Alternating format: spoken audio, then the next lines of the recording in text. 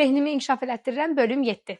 Neural Intention Coding vaxtıdır. Bu mənim ən sevdiyim zehni niyyətə proqramlamaq texnikalarından biridir. Bunu sən çox yerdə eşitmiş ola bilərsən. Bugün daha eşələmiş variantına görəcəksən. Nəyə görə? Çünki əvvəlki prosesləri tamamlamamısansa bunu ola bilər ki 10 dəfədən bir dənə də tutsun, amma əvvəlki prosesləri tamamlamısansa, zehnin rahatlayıbsa, düşüncələrini izləyə bilirsənsə, bu %100 işləyəcək. Bu beyni konkret olaraq bir niyyətə fokusluyur və sənin bütün enerjini orada istifadə etməni təmin eləyir. Burada nə edəcəksən? Hər günün başlanğıcında günün hədəflərini yazacaqsan və mən tövsiyə edirəm ki, 3 dənə bunun üçün niyyət yazasan və günün sonunda bunları tamamlayasan. Yeni başlanğıcda təxmini 1 ay, 20-25 gün, bəzən bunu 21 gün deyirlər, amma gəl 25 gün eləyək, rahat olsun içimiz.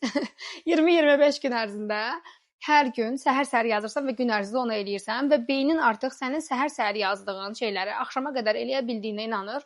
Sonra isə o 3 dənənin içinə yavaş-yavaş bir tık üst niyyətləri qatmağa başlayırsan və bunun üçün də hərəkətdə qalırsan.